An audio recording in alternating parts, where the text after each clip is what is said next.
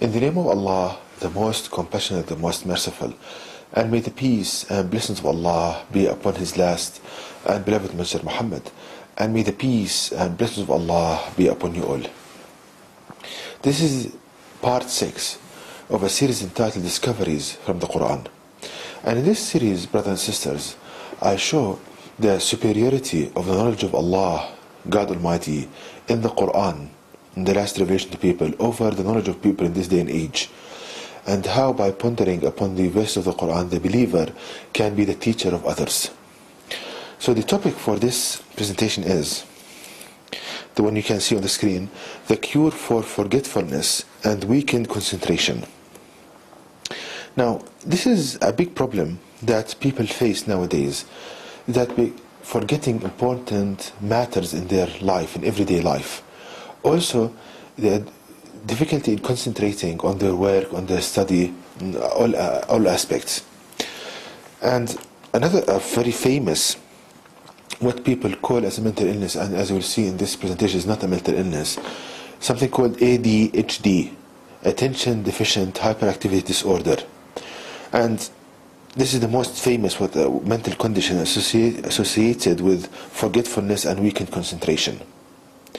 And some of the symptoms of this ADHD: forgetting important matters in everyday life, fast switching and random switching between different activities, unable to concentrate on a certain activity, being bored of doing anything very, very fast, and always kind of in a state of confusion. That's some of the symptoms. So in modern kind of psychology and modern psychology, there is no known cure for this, and there is no definite diagnosis for this. So we have a big problem here. They don't know the cause for this. I don't know how to cure it. That is a fact in modern psychology. So if we go to the Quran, in the Quran, Allah teaches us the correct diagnosis, knowing the cause for this, and how to cure it. So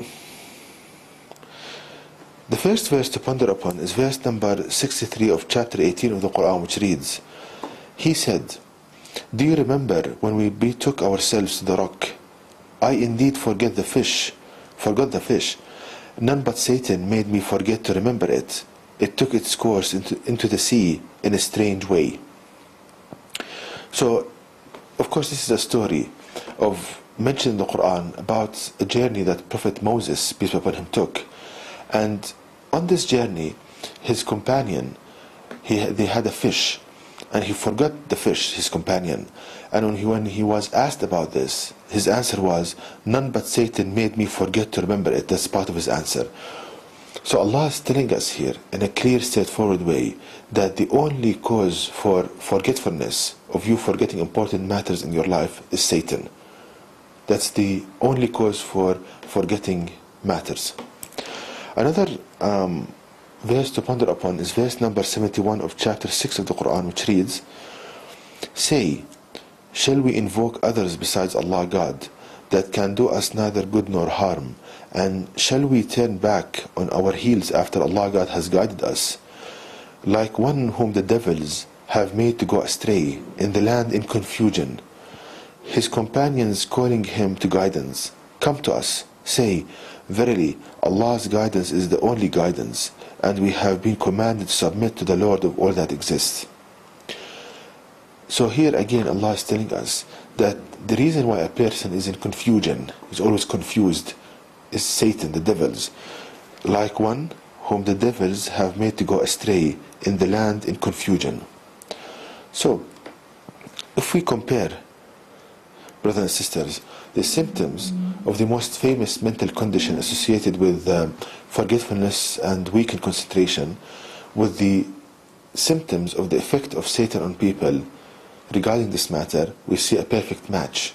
So Allah is telling us in the Quran that Satan makes you forget important aspects in your life, and one of the symptoms of ADHD, forgetting matters. Also, Allah is telling us that Satan makes you confused, and another symptom of ADHD is confusion.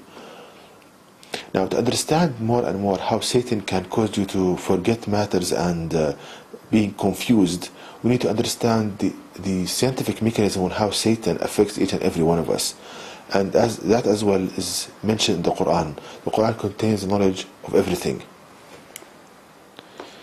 So the physical mechanism and the scientific mechanism of how Satan affect each and every one of us, and no one is immune from this, is explained in the Quran in chapter 114 verse 4, which reads, "From the evil of the whisperer who hides." From the evil of the whisperer who hides. So Allah is telling us here that there is evil, there is harm from the whisperer. Whisperer is Satan.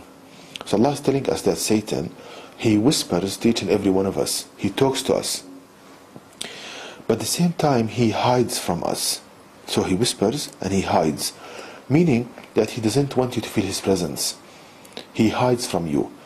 So the only way that Satan, your companion devil, and each and every one of us has a companion devil, as I said, no one is immune from this.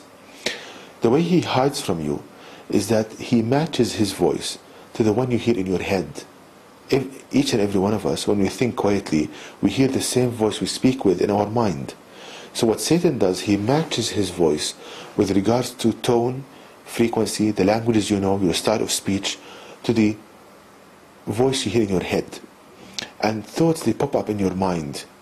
And you think that yourself is talking to you because this voice is identical, well actually it's Satan.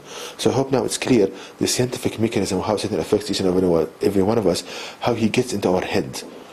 He matches his voice once again to the voice you think with. So ideas pop up in your mind and you think that yourself is telling you this, that you are thinking to yourself with this, but actually it's Satan. So now let's see, after understanding this mechanism, how Satan makes us forget matters and being confused. Let me give you by examples.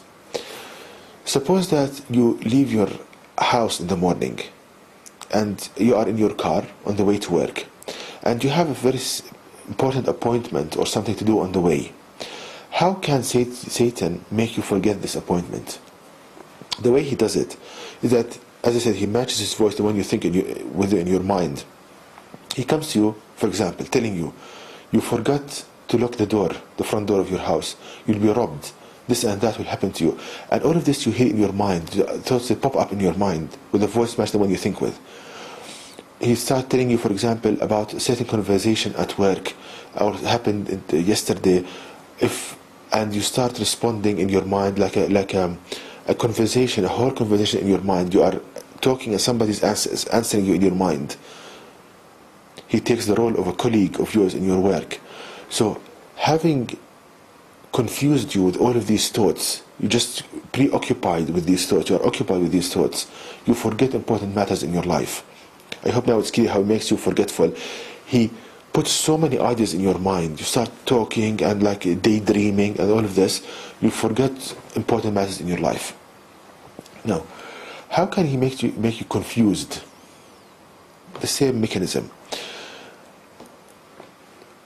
If you want to think about something, he starts putting ideas in your mind. But if this and that, maybe this, maybe that, starting arguing with you in your mind. When you want to think about something, but this, but that, so it makes you confused. Another example. You want to sit down and read something. You start reading the first line in the page. Suppose that you want to study a page in a book, and that page takes you 10 minutes to study. You start reading the first line.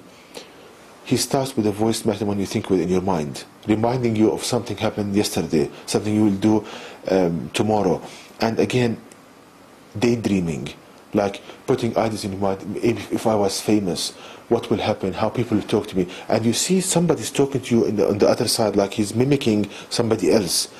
So you want to finish this page. 4 hours have passed, and you not finished the first line. So see, weakened concentration. And all of this is achieved, as Allah states in the Quran, from the evil of the whisperer who hides. Look at the beauty and precision and knowledge contained in the Quran. So having understood this, that Satan is the only reason we forget important matters of our life and we have weakened concentration. What's the cure? the cure again is mentioned in the Quran. In chapter 7, verse 201, this is the cure for all of this. The verse reads the following: Verily, those who are pious, when a thought comes to them from Satan, they remember and they then see. Again, verily, those who are pious, when a thought comes to them from Satan, they remember and they then see. So how we can be cured from the effect of Satan as causing us forgetfulness and weakened concentration? Allah is telling us here that when a thought comes to you from Satan, you remember and then you will see. Meaning that suppose that you're reading a book, these ideas start popping up in your mind. You remember. What do I mean by this? You remember. That you remember this guidance you are hearing now. That the source of these thoughts, reminding me of something I did yesterday and something I do today, is from my companion devil, from Satan. It's not from my own self. And this companion devil of mine, he wants to waste my life. He wants to waste the potential that Allah placed in my mind and my brain. So what I need to do, I need to ignore these thoughts, stop thinking about them, and concentrate on what I'm doing. I hope now the answer is clear. And you can see from the beauty of the Quran, they remember and then they see, they remember. So again, if you experience these thoughts, and each and every one of us experience these thoughts, you start realizing that the source of these thoughts that causes me mental pain, agitation, weakened concentration, forgetfulness, is from my companion devil, from my enemy, and not my own self is thinking like this. So I know I need to ignore these thoughts, stop thinking about them, not going into a cycle of thinking and daydreaming about them. Day after day, you start concentrating in your life more and more. That is the cure. There is no secret pill that you can take, and there is no kind of secret pill that you can take and these thoughts will stop. You need to strive and struggle by ignoring these thoughts, not allowing them to affect your life. Day after day, you will concentrate more and more. But the key thing is to understand this guidance, is that you are not alone in your mind.